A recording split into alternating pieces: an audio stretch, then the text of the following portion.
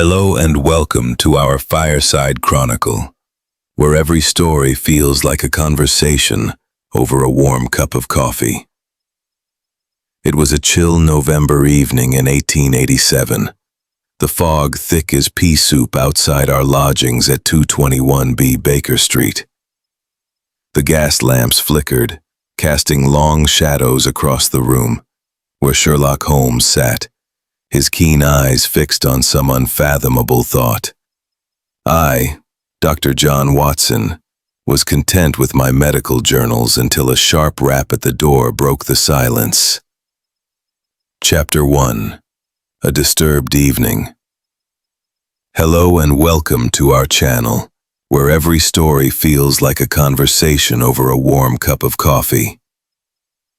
I am Dr. John H. Watson, chronicler of the remarkable adventures of my friend, Mr. Sherlock Holmes. It was a chill, fog-laden evening in the autumn of 1888, and the familiar comforts of 221B Baker Street enveloped us like a well-worn coat.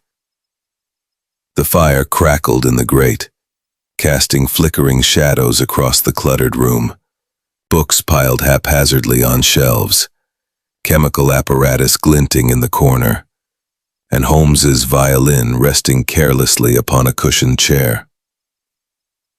Outside, the great city of London murmured its secrets, the fog muffling the clatter of hansom cabs and the cries of street vendors into a low, indistinct hum.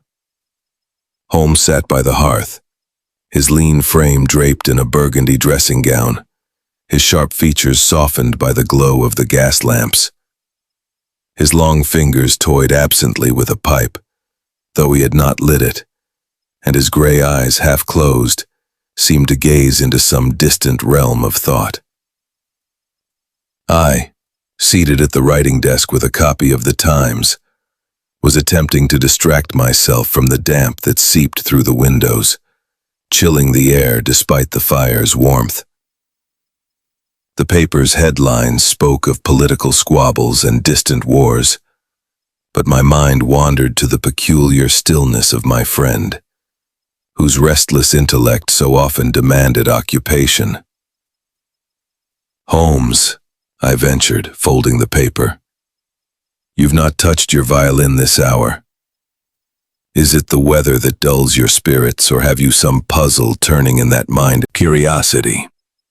"She's in a state, sir, and insists on speaking with you at once."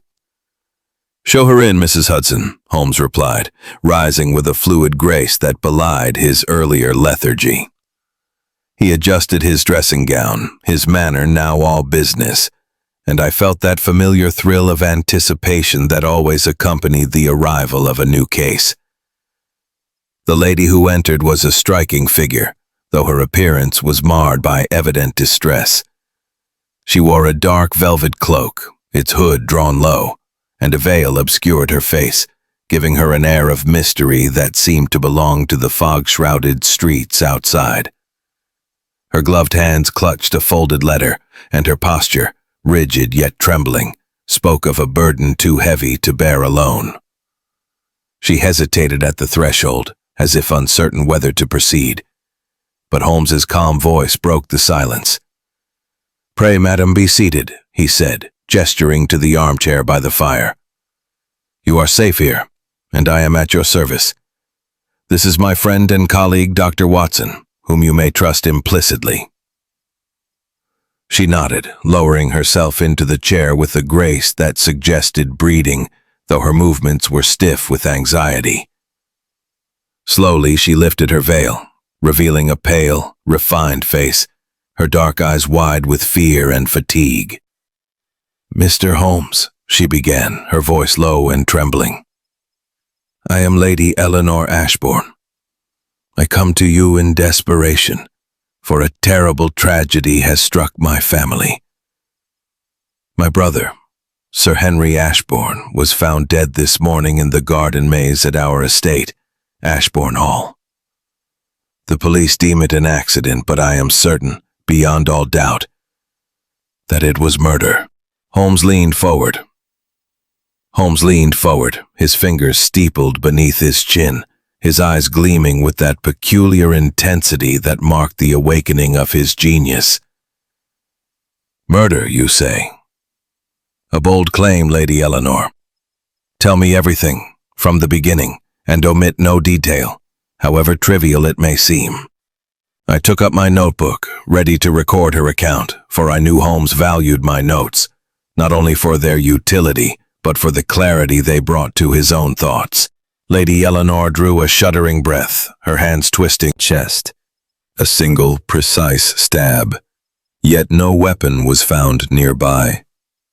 The police believe he fell upon some sharp object, perhaps a gardening tool. But I know better. Henry was cautious, deliberate. He was not a man to meet such an end by chance. Holmes's gaze never wavered, though I saw the faintest flicker of excitement in his expression. "The maze, you say, is locked each night?" he asked. "Yes," Lady Eleanor replied. "The iron gate at its entrance is secured with a key, held only by the family. Old Tom locks it at 10 o'clock each evening, and it was locked this morning when he found Henry. No one could have entered or left without the key." "Curious," Holmes murmured, his fingers tapping lightly on the arm of his chair. "And the wound, did you see it yourself?" "I did," she said, her voice faltering.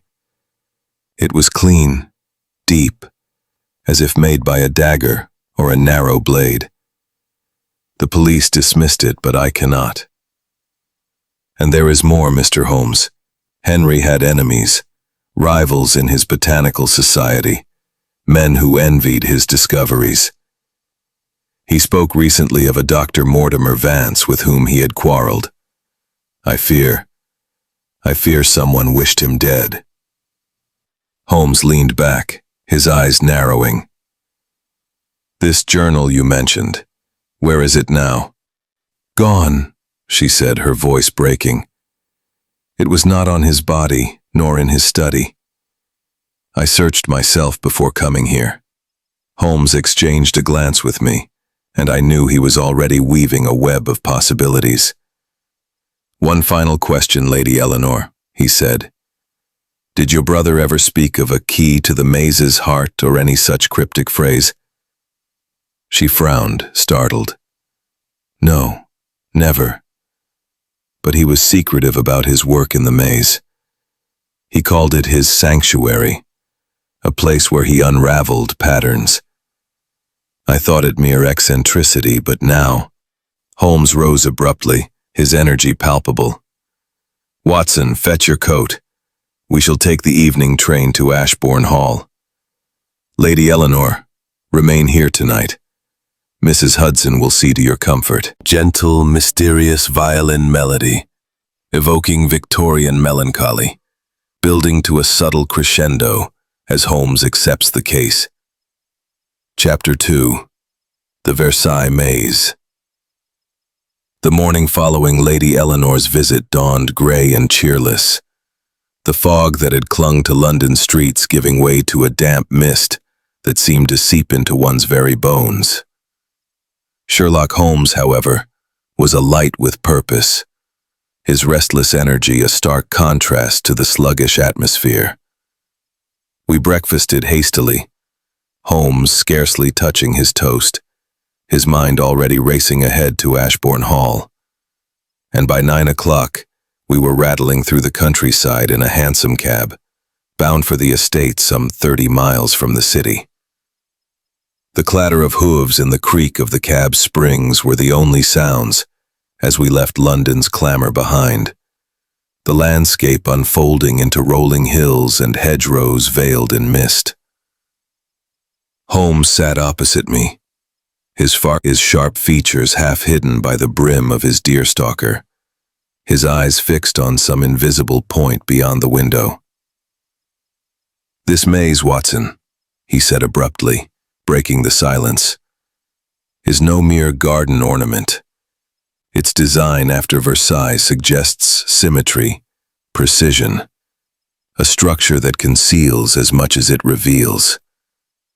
If Sir Henry met his end within its walls, the maze itself may hold the key to his murder. I nodded, accustomed to Holmes's penchant for seeing significance in what others dismissed as trivial. "But a locked gate, Holmes," I said. Lady Eleanor was certain only the family held the key. How could a murderer enter and leave undetected? Holmes's lips twitched in a faint smile. "That, my dear Watson, is precisely what we shall discover. A locked gate is but a challenge to the determined mind."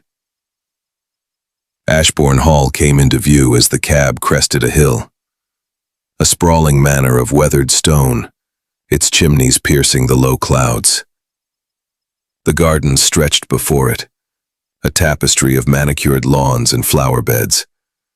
But it was the maze that commanded attention. A vast, dark green labyrinth of yew hedges, its towering walls casting long shadows in the weak sunlight as he examined the lock. "No scratches, no signs of tampering," he murmured.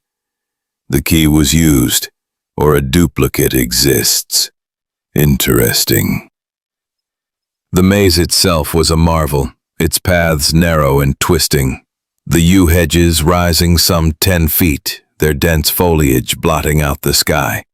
The air within was cool and heavy with the scent of earth and greenery, and the silence was oppressive, broken only by the occasional caw of a crow overhead. Grayson led us through a series of turns, his steps hesitant, as if the maze's geometry unnerved him. I too felt a growing unease, the walls seeming to close in, each corner hiding potential danger. At last we reached the maze's heart, a circular clearing no more than 20 feet across, dominated by a marble bench carved with floral motifs. The bench was stained with dark, rusty streaks, unmistakably blood, and I felt a pang of sorrow for Sir Henry, whose life had ended in this secluded spot. Holmes wasted no time, dropping to his knees to inspect the ground, his glass sweeping over the grass and gravel. "Footprints, Watson," he said, his voice low but tinged with excitement. "Two distinct sets, one larger with the deep tread of a man's boots, Sir Henry's no doubt. The other smaller, lighter, with a narrow heel.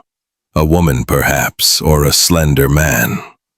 They overlap here, near the bench, suggesting a meeting."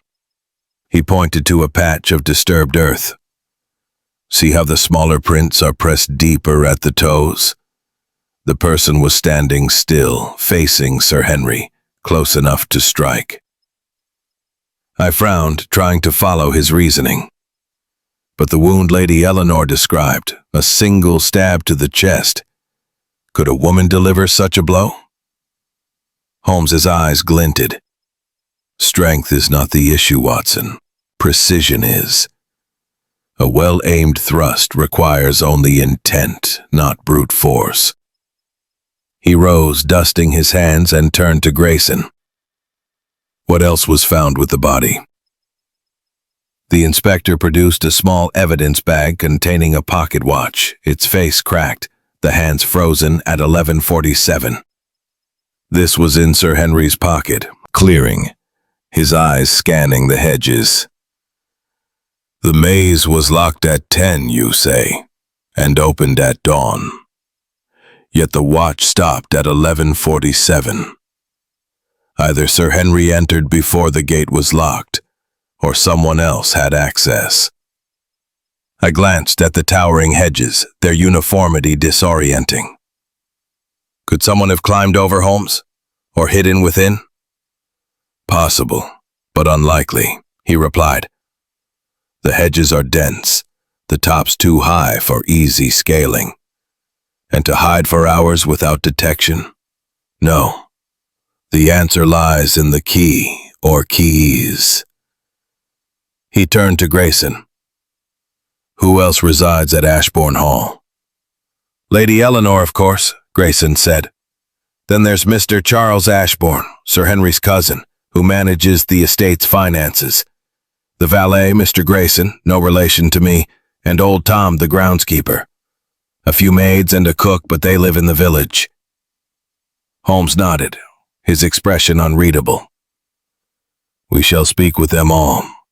But first, the maze itself demands further scrutiny." He knelt again, examining the base of the bench where the bloodstains were thickest. "The blood has pooled unevenly," he said. "Sir Henry was moved slightly after death, perhaps to obscure the angle of the wound. And here," he pointed to a faint scratch on the marble. "A blade grazed the bench, suggesting a struggle, however brief." I felt a chill, imagining the scene. Sir Henry, alone in the dark, confronting his killer. "But why here, Holmes? Why the maze's heart?" "That, Watson, is the crux of the matter," he said, rising. "The maze was Sir Henry's sanctuary, a place of patterns, as Lady Eleanor said. Perhaps he was lured here, or perhaps he came to meet someone he trusted. The smaller footprints suggest familiarity, a guest, not a stranger." We left the clearing, retracing our steps through the maze's winding paths. Holmes paused at several points, noting the alignment of the hedges, the slight wear on certain paths, as if committing the maze's layout to memory. At the gate he lingered, his face stands slightly ajar, its lock gleaming dully. The clearing at the maze's heart is stark, the blood-stained marble bench a grim centerpiece against the oppressive hedges. Sound effects rustling leaves as the wind stirs the hedges. Distant crows calling. The crunch of gravel underfoot. The faint creak of the iron gate. Background music, tense orchestral strings with a subtle pulse, building suspense as Holmes uncovers the first clues. Chapter 3. The Victim's Secrets. The mist that had cloaked Ashbourne Hall lingered as Holmes and I returned from the maze, its damp tendrils curling around the manor's stone facade, like the fingers of some spectral hand. The air was heavy with the scent of wet earth and decaying leaves, a reminder of the autumn's inexorable advance. Sherlock Holmes, however, was undeterred by the gloom, his mind alight with the puzzle before us. His sharp eyes darted from the gravel path to the distant hedges, as if the estate itself might yield further clues to Sir Henry Ashbourne's murder. I followed, my notebook tucked under my arm, ready to record the next chapter of this unfolding mystery. We entered the manor through a side door, its hinges creaking in protest, and were ushered into Sir Henry's study by a nervous maid. The room was a scholar's sanctum, its walls lined with shelves groaning under the weight of botanical tomes and ancient manuscripts. A heavy oak desk dominated the center, strewn with papers, quills, and a brass inkstand. Above it hung a portrait of Sir Henry, his stern face framed by a neatly trimmed beard, his eyes seeming to follow us with a silent accusation. A faint musty odor hung in the air, mingling with the tang of old leather and ink. Holmes wasted no time, moving to the desk with the precision of a hawk. "Watson," he said, his voice low but commanding. "Note the state of this room. Orderly chaos. A scholar's mind at work, yet nothing disturbed. No signs of a struggle here, which suggests Sir Henry was not attacked in his study." I nodded, scribbling in my notebook as Holmes began his examination. He'd spend hours in his greenhouse or wandering the maze, especially at night. Said it helped him think. "Did he seem troubled recently?" Holmes pressed, leaning against the desk, his posture deceptively casual. Grayson's eyes flickered to the portrait. Aye, he was distracted. Kept that journal of his close, locked it tight. 3 days ago he had a visitor, Dr. Mortimer Vance, from his Botanical Society. They argued in this very room. I heard raised voices, something about a saffron veil and a betrayal. Sir Henry was shaken after, wouldn't speak of it. Holmes's expression remained impassive, but I knew the mention of the saffron veil had caught his attention, echoing the cryptic phrase Lady Eleanor had dismissed. "This journal," Holmes said. "Describe it." "Small, leather-bound, with a brass lock," Grayson replied. "He carried it always, but it wasn't on him when they found him." Holmes nodded, dismissing Grayson with a wave. As the valet left, I turned to Holmes. "The journal's absence is significant, Holmes. Could the murderer have taken it?" "Almost certainly," he replied, his eyes scanning the shelves. "But why? To conceal a motive, perhaps? Or to protect a secret Sir Henry recorded? We must find it, Watson." He moved to a bookshelf, running his fingers along the spines, then paused at a gap where a book had been removed. "Curious," he said, inspecting the dust. "A volume is missing, recently taken." We were interrupted by the arrival of Lady Eleanor, her face pale but composed. She wore a morning dress of black silk, her hands clasped tightly before her. "Mr. Holmes, Dr. Watson," she said, her voice steady despite her evident grief. "Have you found anything to explain my brother's death?" "We are making progress," Holmes said, his tone measured. "Tell me, Lady Eleanor, what can you share of Sir Henry's Botanical Society? This Dr. Vance, for instance, his quarrel with your brother seems noteworthy." Lady Eleanor's lips tightened. "The Royal Botanical Syndicate said, was he at the hall the night of the murder?" "Yes," Lady Eleanor replied. "He dined with us, but retired early, claiming a headache. I didn't see him again until morning."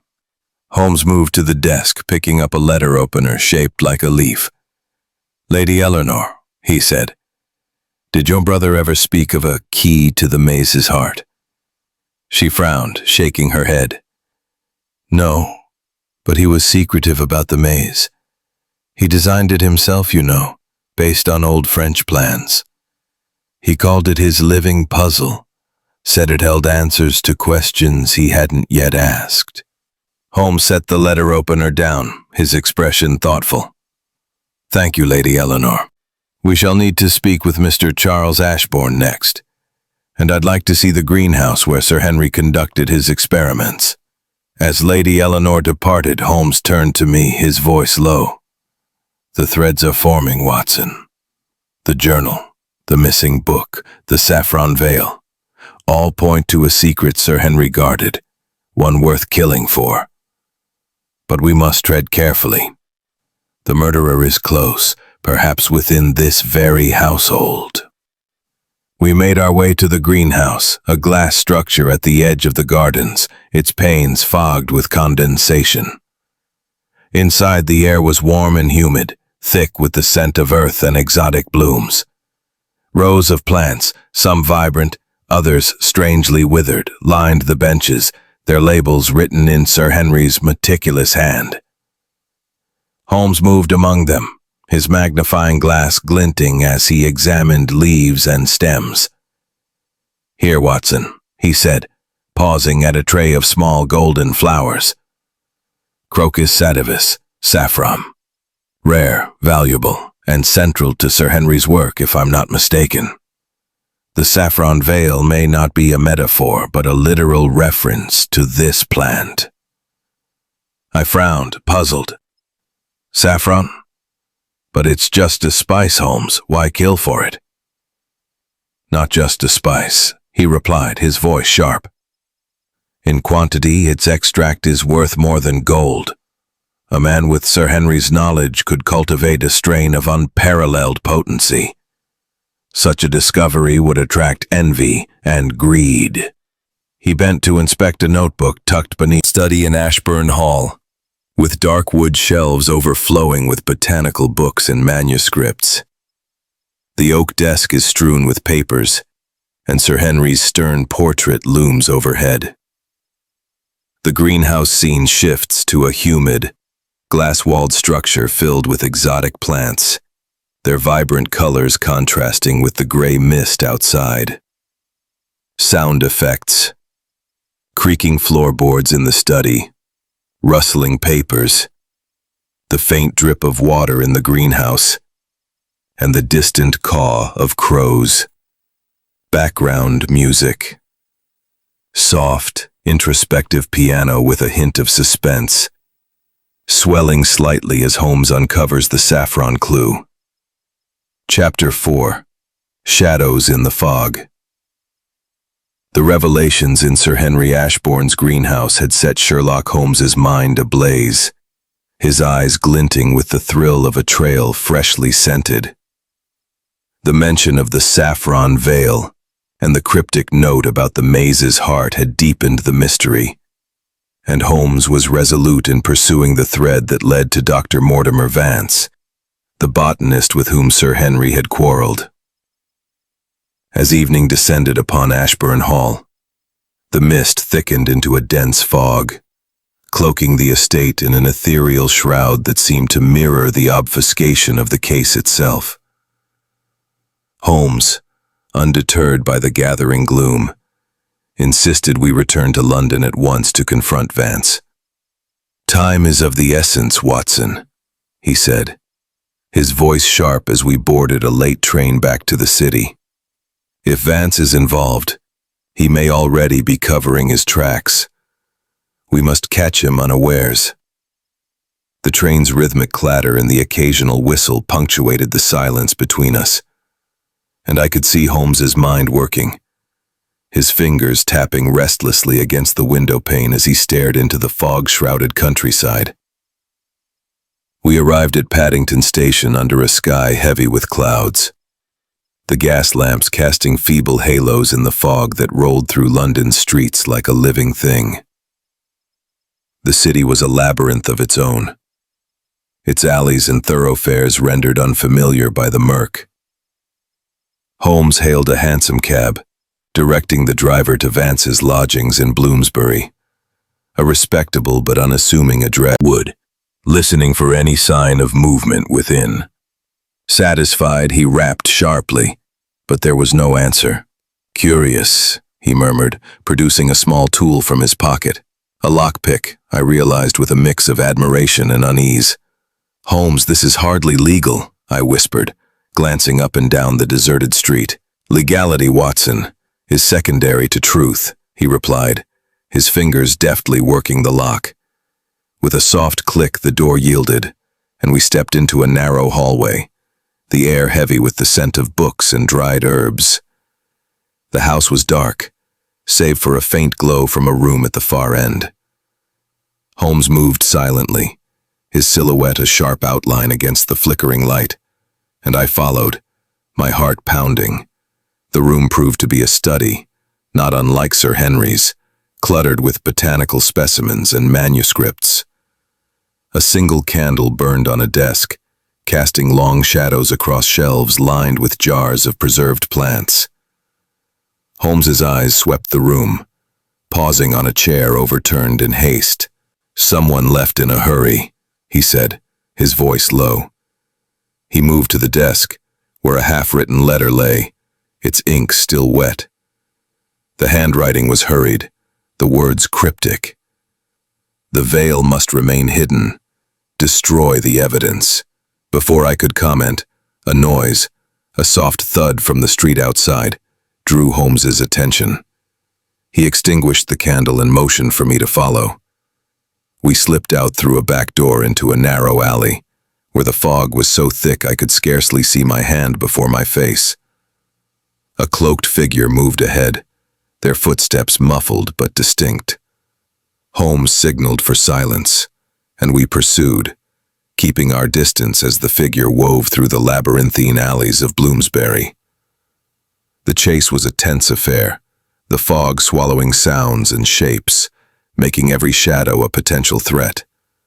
The figure moved with purpose, their cloak billowing as they turned into a side street near Whitechapel, a district known for its unsavory reputation. My grip tightened on my revolver, the weight reassuring in the disorienting mist. Holmes, however, was relentless, his eyes locked on our quarry like a hound on the hunt. At last the figure paused outside. "Herring," he said, holding the handkerchief to the dim light of a gas lamp. "Vance, or someone posing as him, wants us to believe he's here.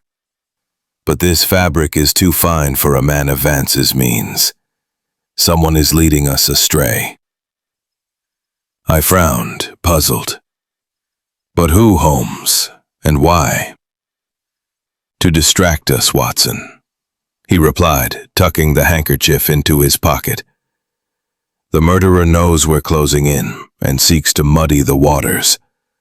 This chase was meant to waste our time, but it has revealed something.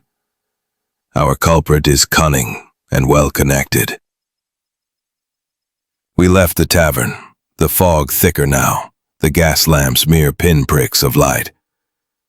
Holmes led us back toward Bloomsbury, his pace brisk despite the late hour. "We shall return to Vance's lodgings at dawn," he said. "If he is innocent, he may still hold information. If guilty, he will not escape us twice." As we hailed a cab, I couldn't shake the feeling that the fog was more than a weather phenomenon. It was a metaphor for the case itself, obscuring truth with layers of deception. Holmes, however, seemed invigorated, his mind slicing through the murk with surgical precision. "The handkerchief, Watson," he said as we rattled back toward Baker Street, "is a clue not to Vance's guilt, but to his manipulation. Someone wants us to suspect him, to chase shadows while the real murderer moves freely." Back at 221B, the fire had died to embers, but Holmes's energy was undimmed. He lit a lamp and spread the handkerchief on the table, examining it under his magnifying glass. "Silk, finely woven, with embroidery that suggests wealth," he said. "Not Vance's, but perhaps Charles Ashbourne's, or someone else in Sir Henry's circle. The initials are too convenient, a deliberate plant." I sank into my chair, the events of the night weighing heavily. "Holmes, this feels like a game of cat and mouse, and we're not yet certain who is the hunter." "Precisely, Watson," he replied, his eyes gleaming. "But every move the murderer makes reveals more of their hand." Sound effects. Clopping hooves of the hansom cab, distant foghorn. Hurried footsteps in the alley. Raucous laughter and clinking glasses in the tavern. Background music. Fast-paced, suspenseful strings, building tension during the chase and softening to a mysterious undertone in the tavern. Chapter 5. The Gardener's Tale. The fog that had pursued us through London streets the previous night seemed to have followed us back to Ashbourne Hall, where it lingered over the estate like a spectral veil, softening the outlines of the great manor and its sprawling gardens. The morning was damp and chill, the air thick with the scent of wet grass and decaying leaves, and the Versailles-inspired maze loomed in the distance, its yew hedges dark and inscrutable. Sherlock Holmes, however, was undeterred by the oppressive atmosphere, his mind sharpened by the tantalizing threads of the case: the missing journal, the saffron veil, the planted handkerchief, and the locked maze where Sir Henry Ashbourne had met his end. Our next task was clear: to question old Tom, the groundskeeper who had discovered the body, and whose cryptic remarks about ghosts in the maze had piqued Holmes's curiosity. We found old Tom at his cottage, A small, ivy-covered dwelling at the edge of the estate, its windows fogged with condensation. The man himself was a weathered figure, his face creased like old leather, his hands gnarled from years of tending the gardens. He stood in the doorway, a lantern in one hand, his eyes narrowing as he saw us approach. His limp was pronounced, favoring his left leg, and his coarse jacket bore traces of earth that seemed out of place, even for a gardener. "Good morning, Mr. Tom," Holmes said, his tone cordial but with an edge of authority. "I am Sherlock Holmes, and this is Dr. Watson. We are investigating Sir Henry's death, and as you were the first to find him, your account is of great interest."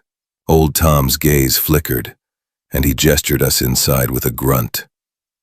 The cottage was sparse, its single room cluttered with gardening tools, a rickety table, and a hearth where a low fire sputtered. The air smelled of peat and tobacco, and a faint unease hung about the place, as if it held secrets of its own. We sat on wooden stools, and Holmes fixed the groundskeeper with a steady look. "Tell me, Tom," Holmes began, "what exactly did you see when you found Sir Henry?" Tom's shift stopped at 11:47. "How do you explain that, Tom? If the maze was locked?" Tom's jaw tightened and he rubbed his hands together, the sound like dry leaves rustling. "I don't know, sir. Maybe he was there afore I locked up. He liked the maze at night, said it was his thinking place." Holmes rose, pacing the small room, his eyes sweeping over the tools and shelves. He paused at a pair of muddy boots by the door, crouching to examine them. "These boots, Tom," he said, his voice deceptively mild. "The soil on them is red clay, not the dark loam of the maze's paths. Where were you the night Sir Henry died?" Tom's face paled, and he gripped the lantern tightly. "I was here, in me cottage, sir. Never left after locking the gate. That clay's from the rose garden where I was working yesterday." Holmes's lips twitched in a faint smile, but his eyes were cold. "Clay that fresh, Tom, suggests otherwise. And your limp, recent, is it not? A sprain, perhaps, from a hurried movement in the dark." The groundskeeper's shoulders slumped, and he muttered, "I don't know nothing about no murder, Mr. Holmes. But I heard things that night. Strange noises in the maze, like whispers or footsteps. I didn't go in, swear it. But I've seen shadows there before, moving where they shouldn't." "Ghosts, you called them," Holmes said, his tone sharp. "Be precise, man. What did you see?" Tom hesitated, his eyes darting to the window.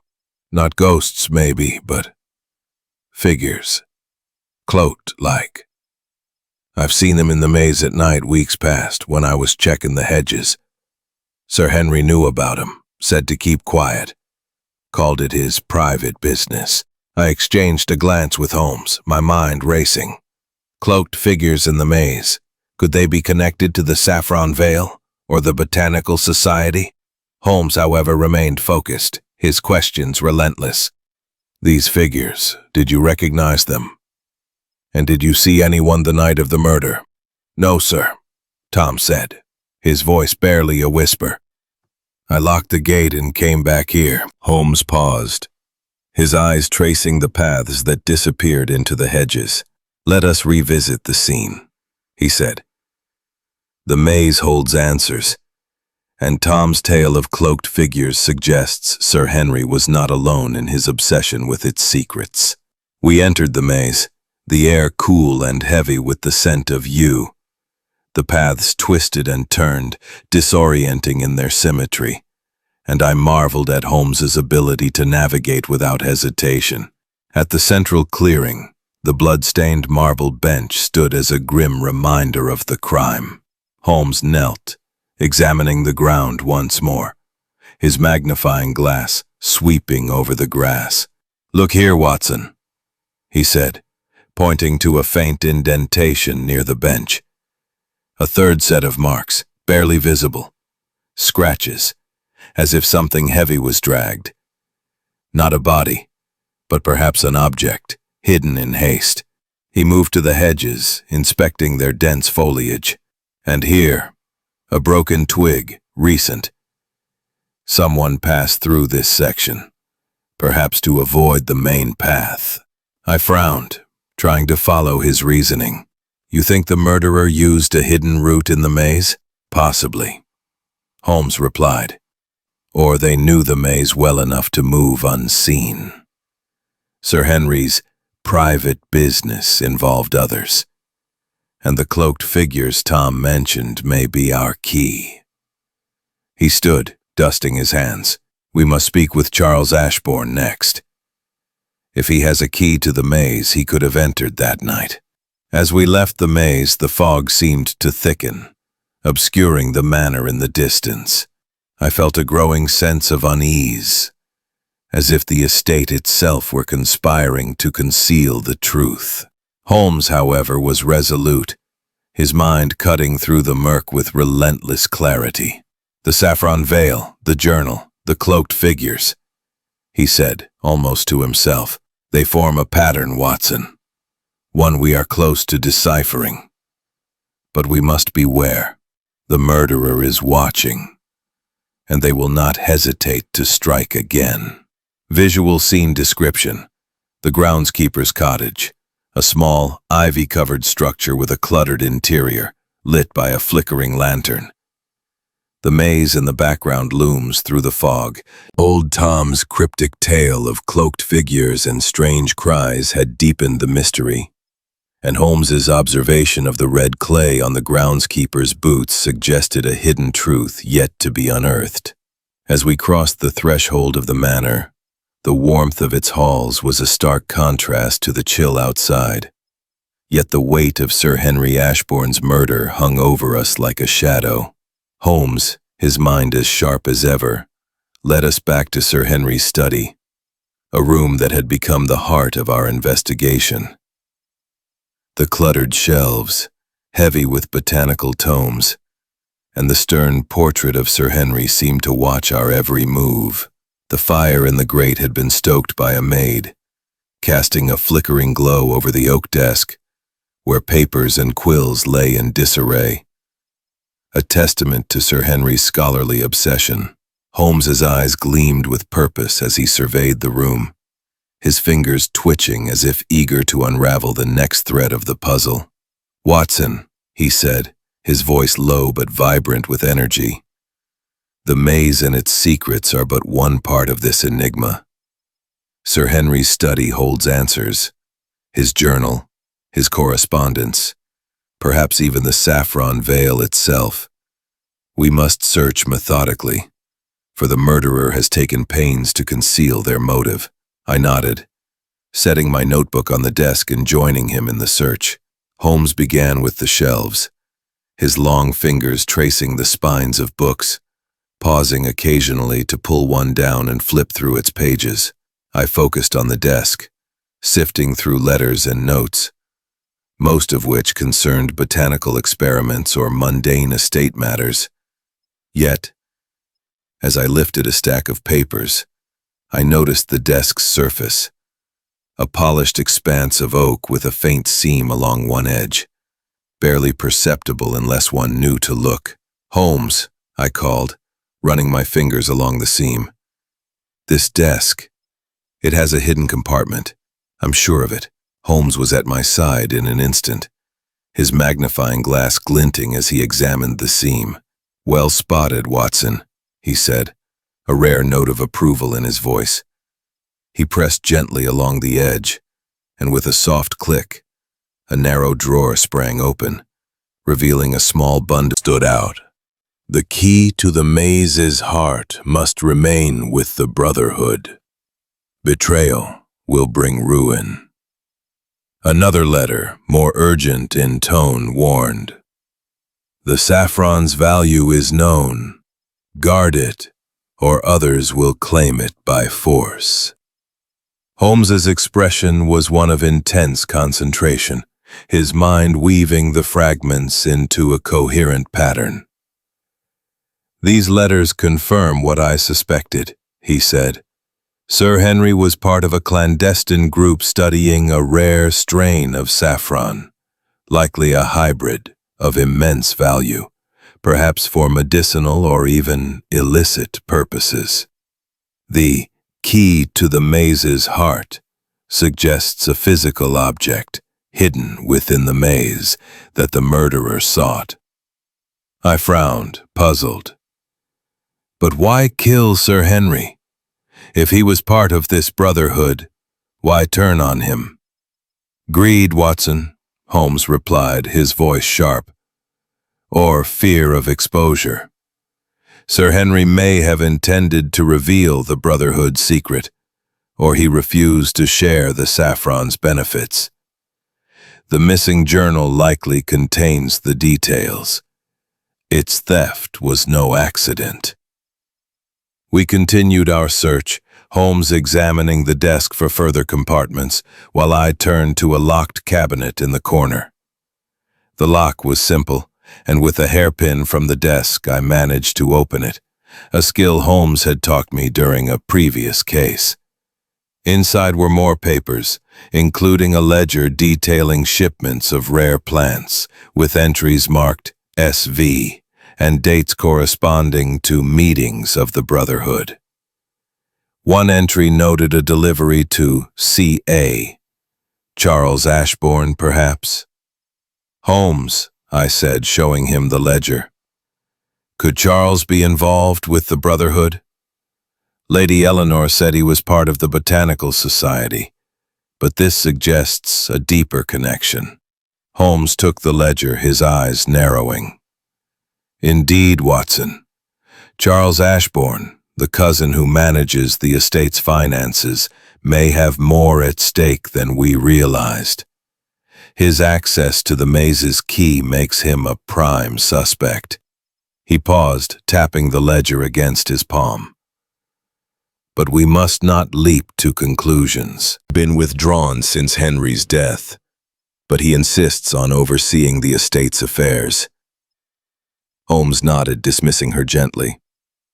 As she left, he turned to me, his voice low.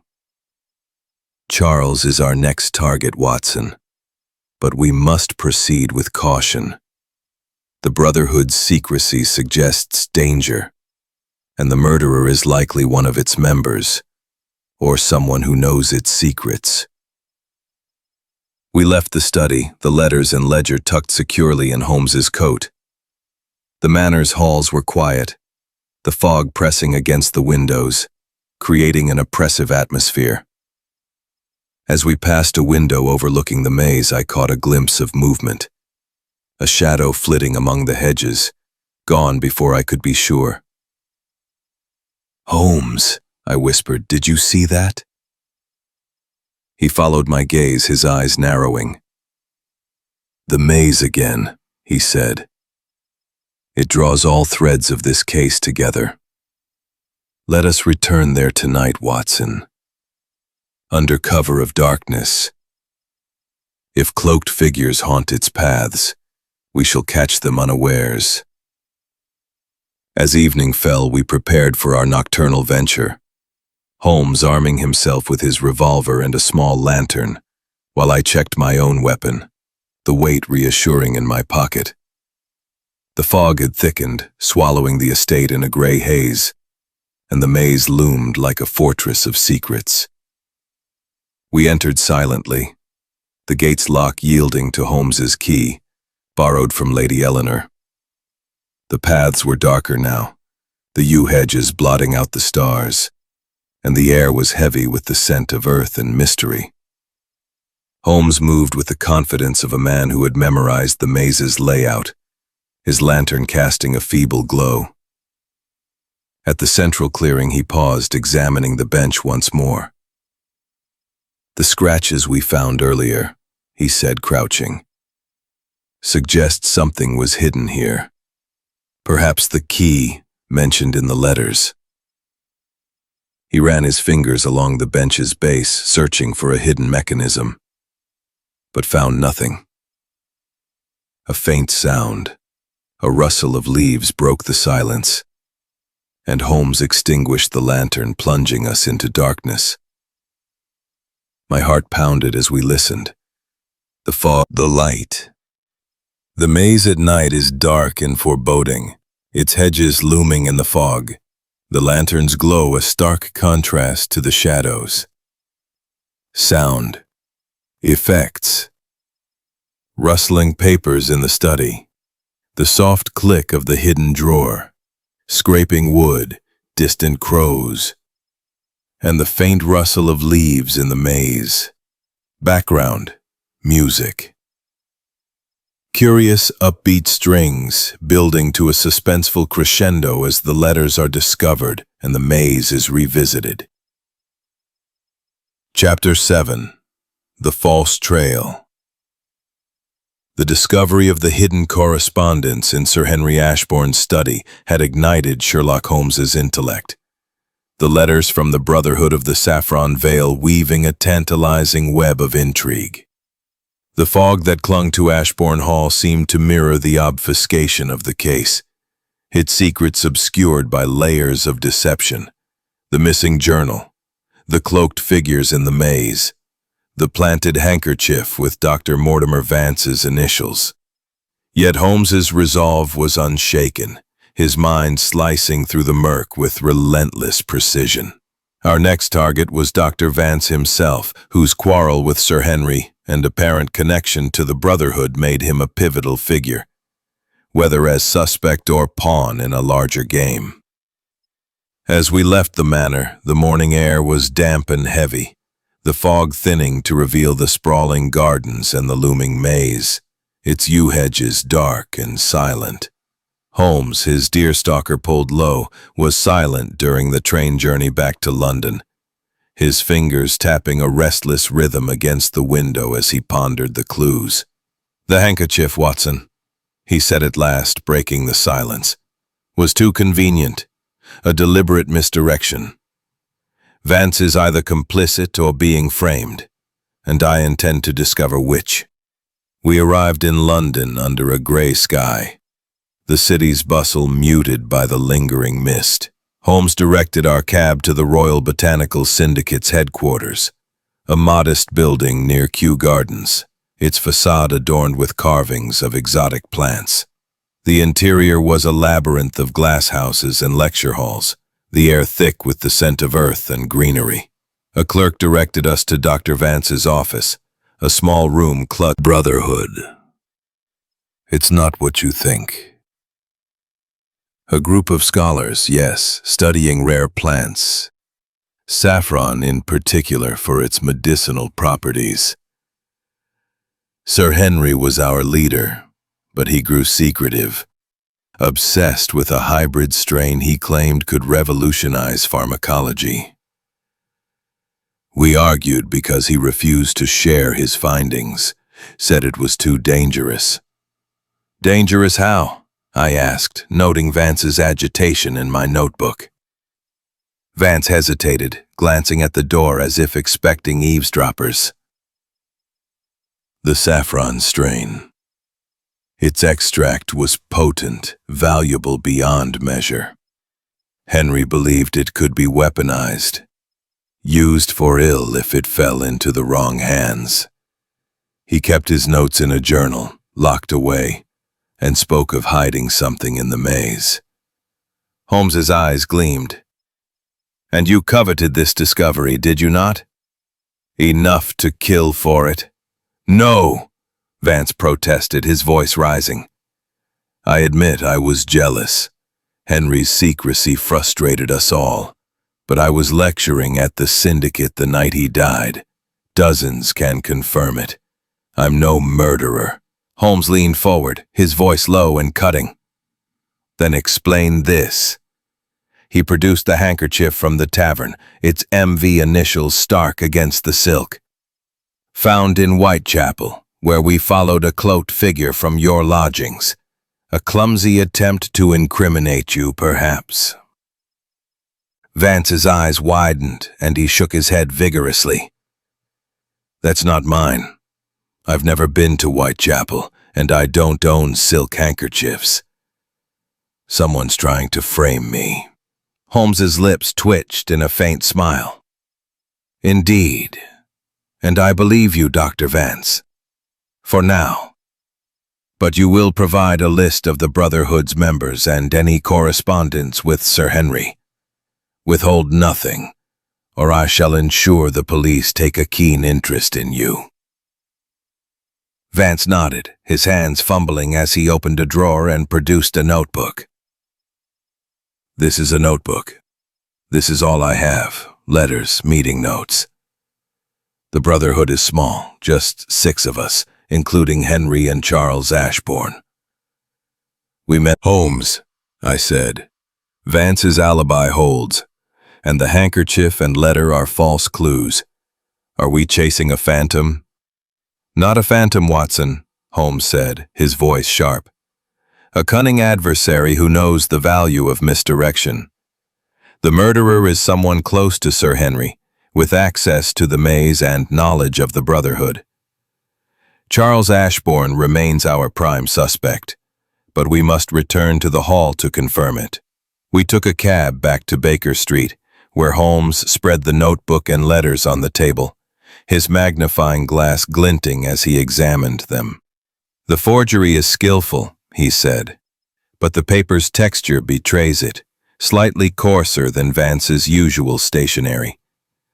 And the initials on the handkerchief, too bold, meant to be noticed. Our murderer is desperate to keep us from the truth. I sank into my chair, the fire's warmth doing little to dispel my unease. But what is the truth, Holmes? The saffron, the maze, the Brotherhood, all these secrets, and yet the killer eludes us. Holmes's eyes gleamed with a fierce intensity.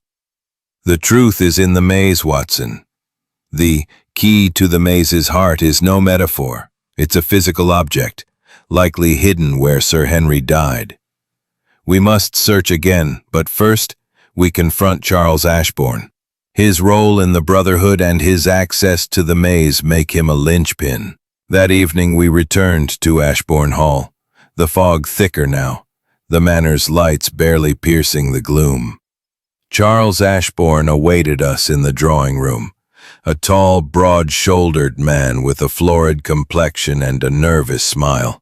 His manner was genial, but his eyes darted to the letters in Holmes's hand, betraying unease.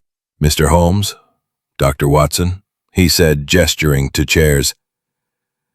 Lady Eleanor tells me you're making progress. Have you found Henry's killer? We are close, Holmes said, his tone measured. Tell me, Mr. Ashbourne, what was your role in the Brotherhood of the Saffron Veil? Charles's smile faltered. The Brotherhood? A harmless group of botanists, nothing more. I joined for the prestige, not the science. Henry was the fanatic. Left.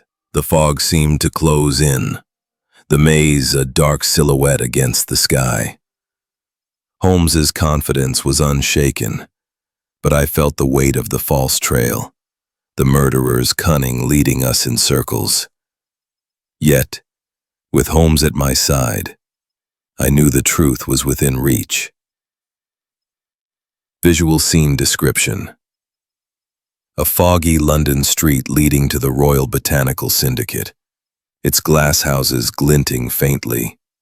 Vance's cluttered office, filled with plants and papers, contrasts with the tense drawing room at Ashbourne Hall, where Charles's unease is palpable against the opulent decor. Sound effects. Clopping hooves of the cab, distant foghorn, rustling papers in Vance's office, the creak of the drawing room's floorboards. Background music. Suspense, suspenseful, pulsating rhythm, rising during the confrontation with Vance and softening to a tense undertone with Charles. Chapter 8. The Maze's Heart. The fog that had shrouded Ashbourne Hall for days seemed to thicken with each passing hour, as if conspiring to guard the secrets of the Versailles-inspired maze, where Sir Henry Ashbourne had met his untimely end. Sherlock Holmes, undeterred by the false trails and cunning deceptions, the forged letter, the planted handkerchief, the elusive brotherhood of the saffron veil, was now certain that the maze itself held the key to the murder. The cryptic phrase from the hidden correspondence, "the key to the maze's heart," had taken on a new urgency, and Holmes's relentless intellect was fixed on uncovering its meaning.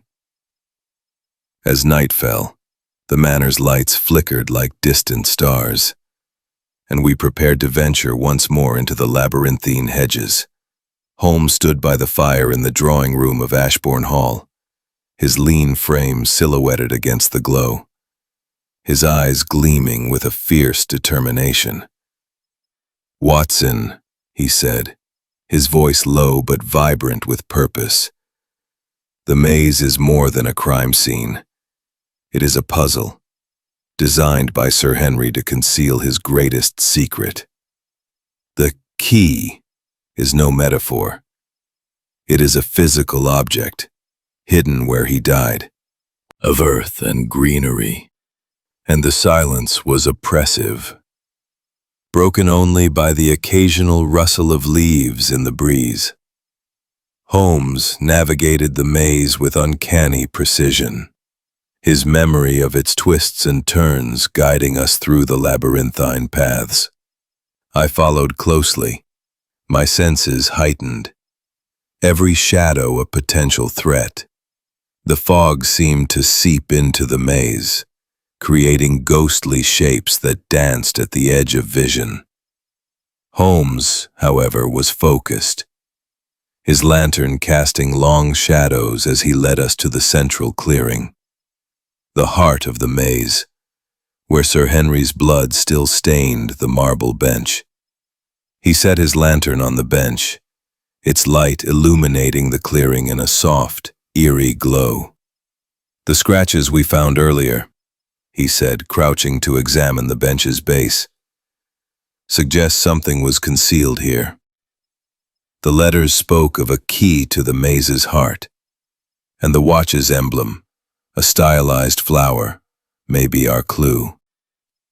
He produced Sir Henry's broken pocket watch, its cracked face catching the lantern's light, and studied the floral engraving. "This symbol is no mere decoration, Watson. It's a map." I leaned closer, puzzled. "A map? But it's just a flower, Holmes." "Not just a flower," he replied, his fingers tracing the petals. "See how the lines converge at the center, forming a spiral? It mirrors the maze's layout, with the clearing as its heart. The key is here, hidden in plain sight." Holmes turned his attention to the bench, running his hands along its edges, probing for a hidden mechanism. I held my lantern higher, watching as he pressed and tapped, his movements methodical, yet urgent. At last, a faint click echoed in the silence, and a small panel in the bench's base slid open, revealing a narrow compartment. Inside lay a small, ornate box, its lid engraved with the same floral emblem. Holmes lifted it carefully, his eyes gleaming with triumph. "The key to the maze's heart," he said, opening the box. Nestled within was a glass vial, its contents a shimmering golden liquid that seemed to glow. Revolver. Footsteps, soft but deliberate, moved through the maze, circling us. Holmes gripped my arm, his whisper barely audible. "Stay close, Watson. We are not alone." We waited, the silence heavy with tension, until the footsteps retreated, fading into the fog. Holmes relit his lantern, his face grim. "They know we've found the vial," he said. "The murderer is desperate, and we must act swiftly. Back to the manor, Watson. We need Charles Ashbourne's confession. We retraced our steps through the maze, the fog thicker now, the hedges seeming to close in around us. At the gate, Holmes paused, examining the lock once more. No signs of tampering, he said, but the duplicate key remains a possibility. Charles, Lady Eleanor, or even old Tom. Someone used it to enter that night.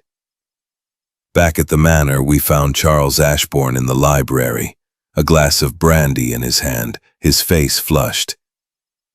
He rose as we entered, his expression wary. "Mr. Holmes, Dr. Watson," he said, his voice strained. "What brings you back so late?" Holmes produced the vial, holding it up to the firelight. "This, Mr. Ashbourne.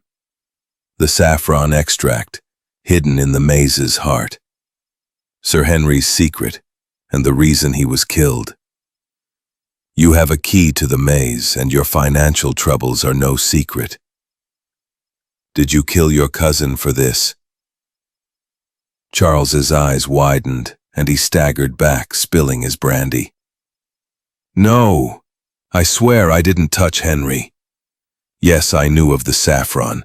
It was the Brotherhood's project, but I didn't know where he hid it. I'm no murderer." Holmes's gaze was unrelenting. "Then explain your movements the night of the murder. You retired early, yet the maze was locked. Only someone with a key could have entered." "I was in my rooms," Charles protested, his voice rising. "I had a headache, as I told you. I never went near the maze." Holmes stepped closer, his voice low and cutting.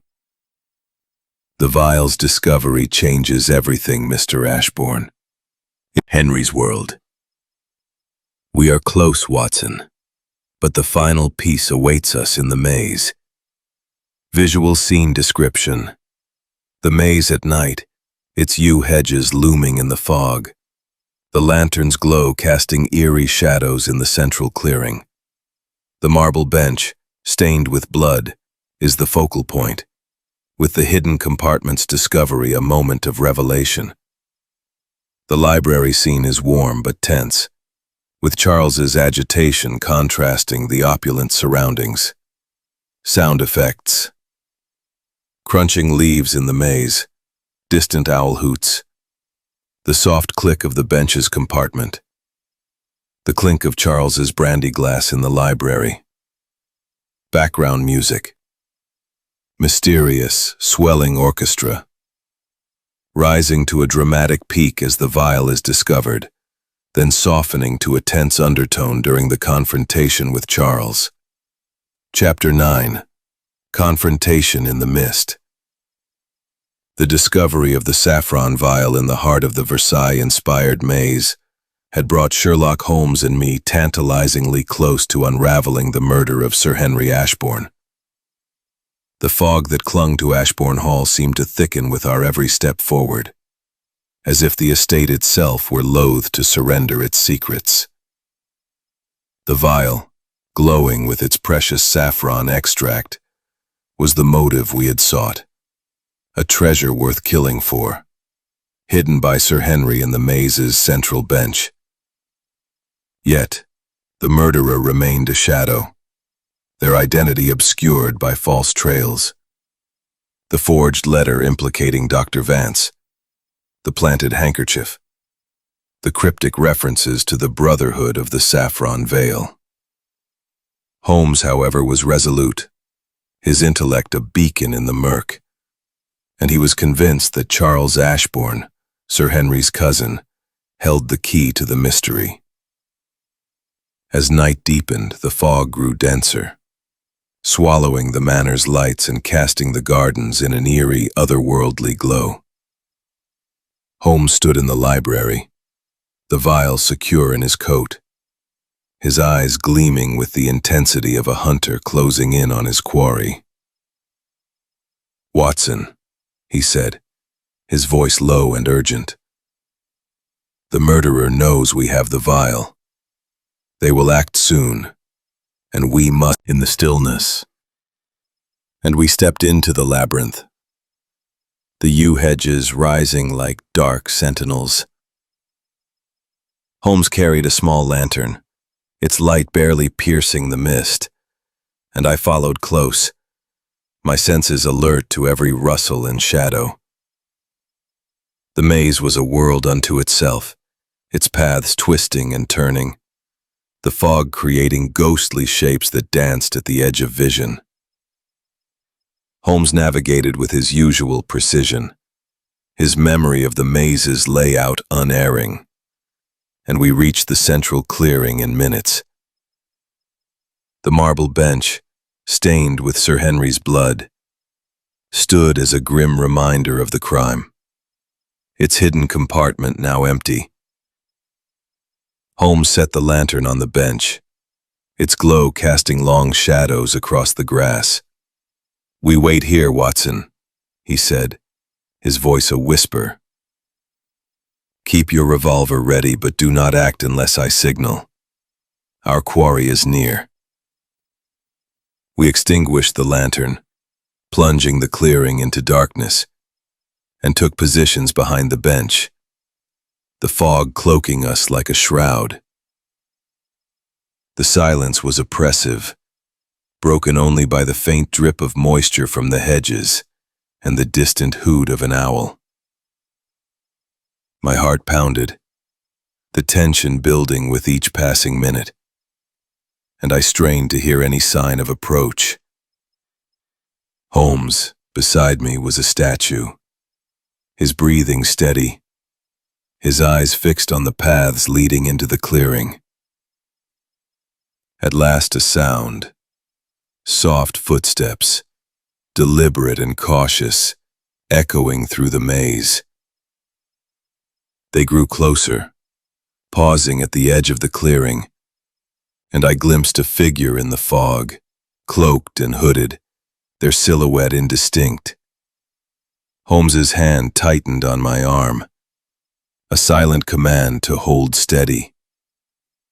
The figure stepped into the clearing, their movements hesitant, and I saw the glint of metal in their hand.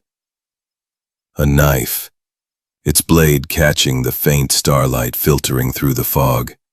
"Who's there?" Holmes called, his voice sharp, breaking the silence like a gunshot. The figure froze, then lunged toward the bench, as if expecting to find the vial. Him, but he forced my hand. I stared, shocked by the confession, but Holmes remained calm, his voice cutting through the fog. "You used a duplicate key to enter the maze after old Tom locked it," he said. "You stabbed Sir Henry, took his journal to cover your tracks, and planted the handkerchief and letter to frame Dr. Vance.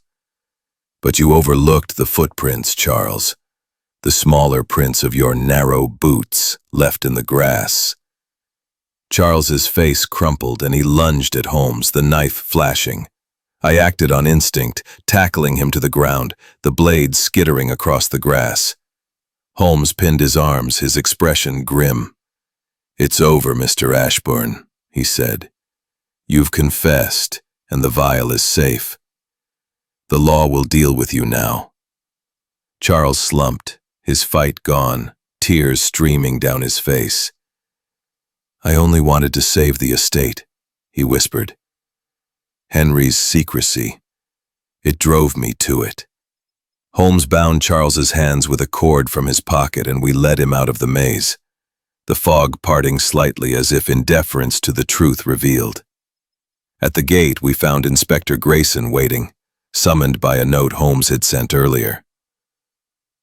"Take him into custody," Holmes said, handing Charles over. "He has confessed to the murder of Sir Henry Ashbourne." As the constable led Charles away, the fog seemed to lift, the manor's lights growing clearer in the distance. I felt a mix of relief and sorrow, the weight of the case settling heavily on my shoulders. "Holmes," I said, "how did you know it was Charles?" The clues pointed to so many others. Holmes's eyes gleamed in the lantern's light. The maze told the truth, Watson. The footprints were the key, smaller than Sir Henry's, consistent with Charles's build. The duplicate key, the forged letter, the handkerchief, all were desperate attempts to mislead us. But the saffron vial, hidden where only someone intimate with Sir Henry's habits would look, confirmed the motive. Charles's greed, masked by his loyalty to the estate, was his undoing. We returned to the manor, the night air cold but clear. The fog brilliance had triumphed, but I sensed the case had left its mark on him, a reminder of the darker impulses that drove men to betrayal. The fog, though thinning, lingered, a final echo of the mystery we had unraveled. Visual scene description. The maze at night, its yew hedges shrouded in dense fog, the central clearing lit by the faint glow of Holmes's lantern. The confrontation with Charles is tense, his cloaked figure emerging from the mist, the knife glinting ominously. The manor's lights in the background provide a stark contrast to the dark labyrinth. Sound effects, rapid footsteps in the maze, snapping twigs, heavy breathing, the clatter of the knife on the grass, distant owl hoots, background music, dramatic, intense orchestral climax, building to a peak during the confrontation, and softening as Charles is apprehended. Chapter 10. The final deduction. The fog that had cloaked Ashbourne Hall for days had begun to lift, as if the resolution of Sir Henry Ashbourne's murder had dispelled not only the mystery, but the very atmosphere that shrouded it. Back at 221B Baker Street, the familiar warmth of our rooms enveloped Sherlock Holmes and me, the crackling fire casting a golden glow over the cluttered bookshelves and chemical apparatus. The events at the maze, the confrontation with Charles Ashbourne, his desperate confession, and the discovery of the saffron vial seemed almost dreamlike in the cozy confines of our lodgings.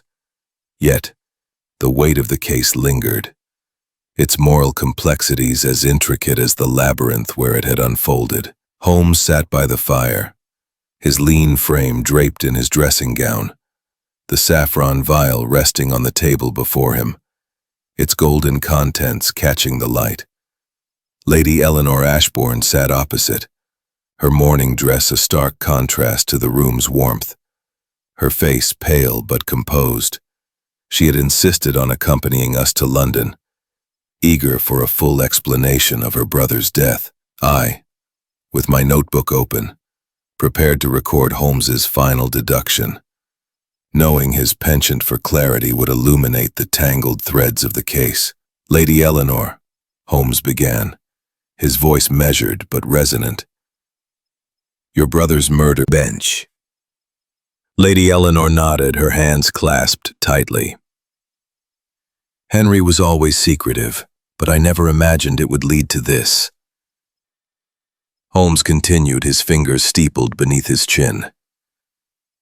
The first clue was the crime scene, Sir Henry's body, found at dawn by old Tom, the groundskeeper, in the maze's heart, with a single stab wound to the chest.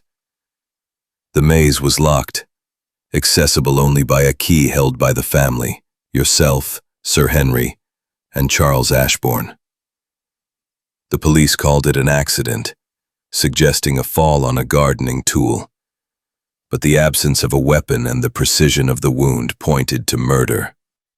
I scribbled notes recalling the blood-stained bench and the oppressive silence of the maze. Holmes's voice drew me back. The footprints were critical, he said. 2 sets in the clearing, Sir Henry's and a smaller pair, lighter, with a narrow heel. Those of Charles Ashbourne, as we later confirmed. His boots, though he tried to conceal it, matched the prints exactly. The broken pocket watch, stopped at 11:47, placed the murder near midnight. suggesting Charles used a duplicate key to enter after old Tom locked the gate at 10. Lady Eleanor's eyes widened. A duplicate key? But how? Charles, as estate manager, had access to the household's resources. Holmes explained. It was a simple matter to have a key copied, likely under the pretense of estate duties. He entered the maze to confront Sir Henry, who was there to protect his secret, the saffron vial. Their argument, fueled by Charles's financial desperation and Sir Henry's refusal to share the saffron's wealth, turned deadly. Charles stabbed his cousin, took the journal to conceal the Brotherhood's secrets, and fled, believing the vial was still hidden. I interjected, "But the journal, Holmes, it was never found." "Indeed," Holmes said, his lips twitching in a faint smile. Charles likely destroyed it, fearing its contents would expose his motive. But he overlooked the footprints and the scratches on the bench, which suggested a struggle. His attempts at misdirection were more calculated. The handkerchief at the mention, though the memory of that foggy night in the maze was still vivid. "The saffron vial," I said. "It was the key to the maze's heart, wasn't it?" Holmes nodded, lifting the vial, its contents shimmering. "Precisely. The watch's floral emblem was a map, guiding us to the bench's hidden compartment. The letters from the Brotherhood found in Sir Henry's desk confirmed the vial's value and the danger it posed. Charles knew of it through his involvement in the Brotherhood, though Sir Henry kept its exact location secret, even from him." Lady Eleanor's eyes glistened with tears. "Henry was trying to protect us, wasn't he? He knew the saffron's power could corrupt." "Yes," Holmes said gently. "His secrecy was his shield, but it made him a target. The Brotherhood, though small, was compromised by greed. Charles's greed specifically. Dr. Vance, though jealous, was innocent, his alibi confirmed by dozens. Old Tom, the groundskeeper, was a witness to strange happenings in the maze but not complicit. The cloaked figures he saw were likely Charles, scouting the maze before the murder." I set down my pen, the case's complexity settling into place. "And the moral, Holmes? What lesson does this tragedy teach?" Holmes leaned back, his gaze distant. "Greed, Watson, is a poison as potent as any saffron extract. It blinds men to honor, turning kin against kin. Sir Henry's dedication to knowledge over wealth was noble, but it isolated him, making him vulnerable. Yet, in exposing the truth, we affirm that integrity triumphs over avarice. The law will judge Charles, but the greater judgment is the loss of trust within a family." Lady Eleanor rose, her composure regained. "Thank you, Mr. Holmes, Dr. Watson. You've brought clarity to my brother's death, though it pains me to know the truth. The saffron vial, what will become of it?" "It must be destroyed," Holmes said firmly. "Its value invites further corruption. However painful is the light that pierces even the densest fog." Visual scene description: the cozy interior of 221B Baker Street, with gas lamps casting a warm glow over cluttered bookshelves and a crackling fire. The saffron vial gleams on the table, a focal point as Holmes explains the case. Lady Eleanor's mourning dress contrasts with the room's warmth, her face a mix of grief and relief. Sound effects: crackling fire, ticking clock, the soft rustle of Holmes's dressing gown. Distant clatter of hansom cabs outside. Background music. Warm, reflective piano and strings, evoking closure and contemplation, with a gentle swell as Holmes concludes his deduction.